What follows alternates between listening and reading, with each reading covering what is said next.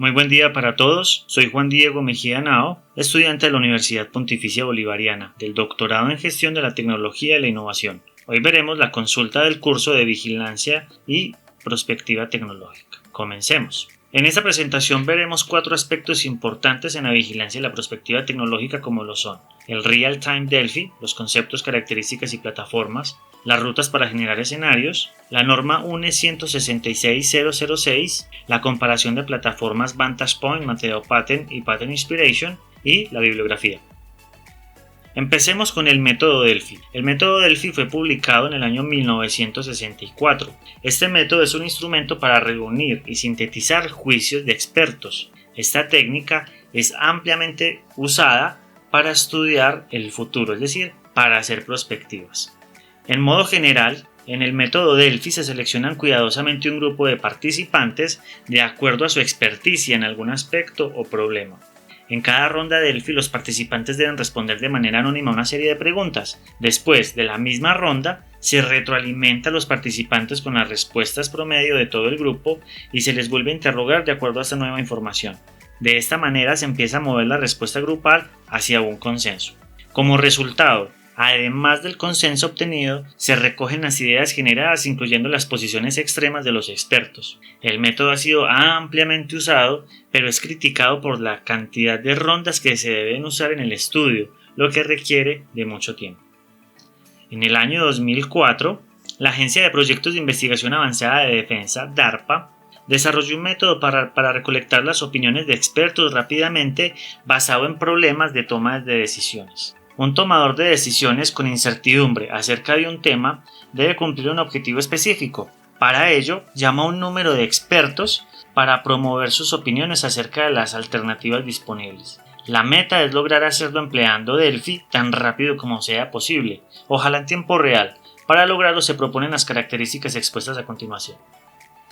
La primera de ellas es el número de participantes. Debe ser entre 10 y 15 participantes para poder garantizar un buen consenso de expertos. Segundo, la sincronización. Ellos tienen que ser capaces de responder las preguntas de manera sincronizada para poder avanzar rápidamente. Tercero, el tiempo. Tienen que responder las preguntas también rápidamente. Y otra característica es el uso de inteligencia artificial y programas computacionales para facilitar el procesamiento de la información que dan todos los expertos. Para hacer el Real-Time Delphi se pueden tener 2 plataformas. La primera de ellas es de manera presencial, es decir, todos reunidos en un mismo lugar. La segunda de ellas es mediante Internet, y por eso veremos 4 plataformas en Internet para hacer Real-Time Delphi. La primera de ellas se llama RAHS, Risk Assessment and Horizon Scanning Overview. Esta plataforma es pública. Su mayor ventaja es la facilidad de hacer preguntas y explicarlas a los participantes. Todas estas plataformas permiten hacer múltiples tipos de pregunta: selección múltiple, matriz, ranking, rating, preguntas numéricas o preguntas. La generación de informes de esta plataforma se muestra con gráficas interactivas e informes extraíbles a Word y Excel. Esta plataforma es muy fácil de manipular por los usuarios, al contar con un sistema de guías que va orientando a los participantes. Muchas funcionalidades se trabajan sin necesidad de leer el manual, pero otras son más difíciles de comprender aún con el manual, es decir, es un poquito más difícil de manipular. La siguiente plataforma es eDelphi, Professional Delphi Scan. Esta plataforma es privada. Su mayor ventaja es su parte visual moderna, la cual es una gran fortaleza. Permite insertar imágenes y video con facilidad. Los resultados se muestran en gráficos y en matrices que pueden ser exportados en PDF. Es de fácil manipulación por parte del usuario. Y también es fácil de administrar. Tiene 2 tableros, uno del panel y otro de administración, que facilita demasiado usar esta plataforma. La siguiente plataforma es GFIS, Global Features Intelligence System. Es privada también. Su mayor desventaja es que no se puede modificar con tanta libertad. Los resultados se muestran con indicadores de valores mínimo, medio y máximo, y se puede exportar información a Excel. Es fácil de manipular por el usuario y puede añadir comentarios. No es tan fácil de administrar al comienzo porque no es tan intuitivo. La siguiente plataforma es Calibrium Service. Esta también es privada. Su mayor ventaja es que soporta encuestas de Real-Time Delphi de escalas pequeñas y grandes. Los resultados se muestran en formularios gráficos con números, porcentajes, gráficos de barras, entre otros, incluyendo varias opciones estadísticas. Es de fácil uso por los usuarios por ser muy intuitivo. Es fácil de administrar y se pueden editar los correos, recuperar archivos, configurar privacidad, entre otras configuraciones. Ahora veremos cuáles son las rutas para generar escenarios. Lo primero que veremos es la definición de qué es un escenario. Un escenario es un conjunto formado por la descripción de una situación futura y un camino de acontecimientos que permiten pasar de una situación original a esa situación futura. Los escenarios pueden ser de dos tipos. El primero de ellos es exploratorio, en el cual se parte de las tendencias pasadas y presentes y conducen a futuros verosímiles, es decir, por decirlo así, se parte de un estado del arte. El segundo tipo es de anticipación o normativos, construidos a partir de imágenes alternativas del futuro. Podrían ser deseables o rechazables. Vamos a ver ahora cuáles son 4 métodos para generar escenarios. El primer método que veremos hoy es la escuela francesa. Esta tiene 3 etapas. La primera es el estudio de variables internas y externas relacionadas con la organización y su entorno. Luego se relaciona un análisis estructural empleando el método MICMAC para definir el sistema. Se construye una matriz de impacto cruzado MIC de las variables de estudio entre sí. Se grafican las influencias en un diagrama de influencia o dependencia. Con esto se identifican los actores relevantes en estas relaciones de impacto por medio del método MACTOR, MAC. La segunda fase es listar a los futuros posibles como hipótesis que podrían apuntar a una tendencia. Un análisis morfológico puede ser usado para dividir al sujeto en varias recombinaciones que mediante el uso de métodos de expertos pueden reducir la incertidumbre al estimar probabilidades subjetivas de las diferentes combinaciones. La tercera fase es la construcción de la ruta que lleva a la situación original y a la visión final. Otro método para construir escenarios es el grupo de futuros. El grupo de futuros tiene el siguiente método. El primer paso es la preparación. La preparación tiene 2 etapas. Primero se define el enfoque respondiendo a las preguntas como ¿cuál es el asunto de planeación o decisión que se intenta direccionar? ¿Qué posible desarrollo futuro necesita ser probado? ¿Qué tan lejos en el futuro necesitas mirar? ¿Qué indicadores de variables necesitan ser pronosticados para ayudar a tomar decisiones? Y B, se trazan las fuerzas impulsoras respondiendo a las siguientes preguntas. ¿Cuáles son los impulsores del sistema o del entorno? ¿Qué fuerzas de desarrollo tienen mayor capacidad de moldear las características del futuro? Una vez que estamos en la preparación, pasamos al desarrollo. Esta tiene 3 etapas. A. Construir un espacio de escenarios, organizando los futuros estados que pueden ser producidos por los impulsores. B. Seleccionar los mundos alternativos a ser detallados. Se escogen unos pocos que tengan mayores retos o oportunidades. Y C. Preparación de pronósticos contingentes a escenarios, es decir, se hace una lista de tendencias y eventos necesarios para pasar de cada mundo alternativo al pasado. Por último, se reportan y se utilizan los escenarios. Esto tiene 2 etapas. La primera, donde se documenta con gráficos y narrativas la descripción de los futuros de cada escenario, y B, se contrarrestan las implicaciones de los mundos alternativos. Veamos otro método llamado SRI. Este método se construye con 6 pasos. Los primeros 2, decisiones estratégicas y factores claves de decisión, aclaran la dirección que se desea conocer sobre el futuro para tomar mejores decisiones. Esta decisión se reforzará en el final del proceso.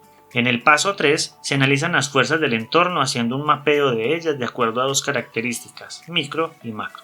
En el paso 4 se desarrolla la lógica de los escenarios identificando su estructura y un número limitado de escenarios. En el paso 5 se describen los escenarios usando la lógica del paso 4, estableciendo a detalle las implicaciones y las opciones estratégicas que ayuden al desarrollo. En el paso 6 vuelve y se analiza e interpreta los escenarios para identificar las implicaciones de las perspectivas. Ahora, por último veremos el método Battlegels Basics. Es una adaptación de la técnica de impacto cruzado combinado con algoritmos computacionales. El proyecto tiene 3 etapas. La primera es identificar los asuntos relevantes, estableciendo la pregunta con gran precisión, por medio de una técnica de grupo nominal para evaluar juicios de los participantes. Segundo, un análisis de tendencias, donde se escribe un ensayo con los descriptores, variables, asuntos o tendencias evaluados de la historia y de la situación actual.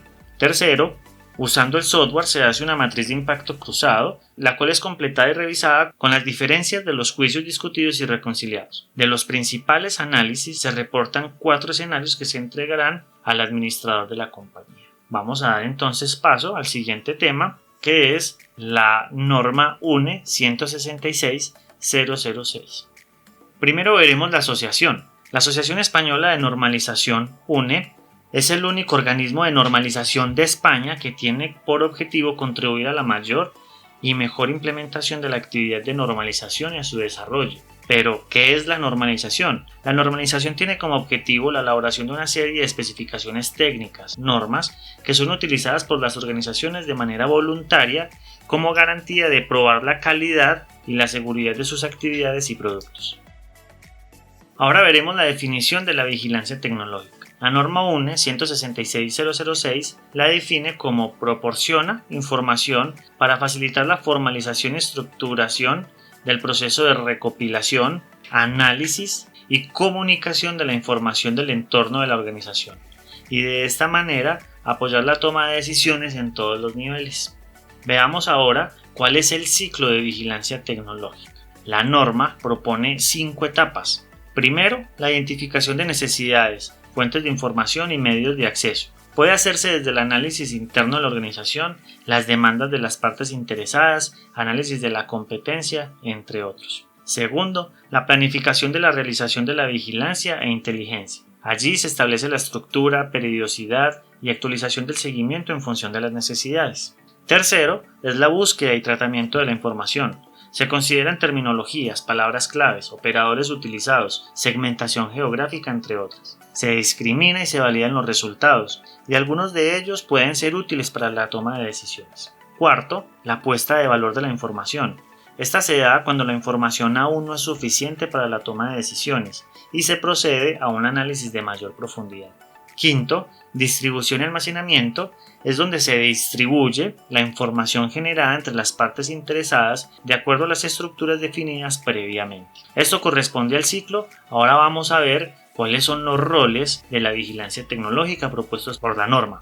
El primer rol es el coordinador o dinamizador. Este se encarga del correcto funcionamiento del sistema de vigilancia e inteligencia. Segundo, el gestor de las fuentes. Esta persona conoce y gestiona las fuentes de información y da soporte a los analistas. El tercero es el analista o científico de datos. Esta persona revisa, valida, añade valor y comparte la información con los lectores. La cuarta persona es el lector o consumidor. Este recibe la información para tomar decisiones y da información de retorno a los analistas. Por último se encuentra el administrador, alguien que gestiona todas las tecnologías de la información y de la comunicación para dar soporte a todo el proceso. Vamos a ver ahora cómo se comparan las plataformas Mateo Patent, Patent Inspiration y Vantage Point. Primero miremos las características de Mateo Patent. Primero es que se pueden buscar y leer patentes con toda la información que ellas contengan.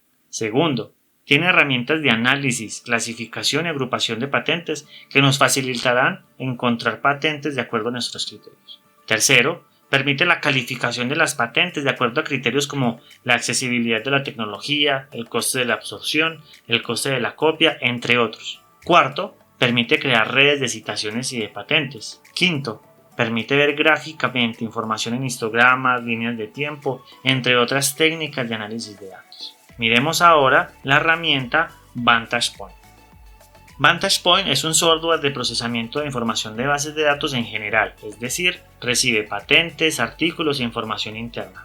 Entre sus características están que permite importar y procesar información cruda, es decir, sin procesar o sin formato. Segundo, permite limpiar los datos, organizándolos, combinándolos y agrupándolos. Tercero, se puede analizar la información con distintos métodos como matrices, mapas y redes. Cuarto, se pueden extraer reportes muy fácilmente.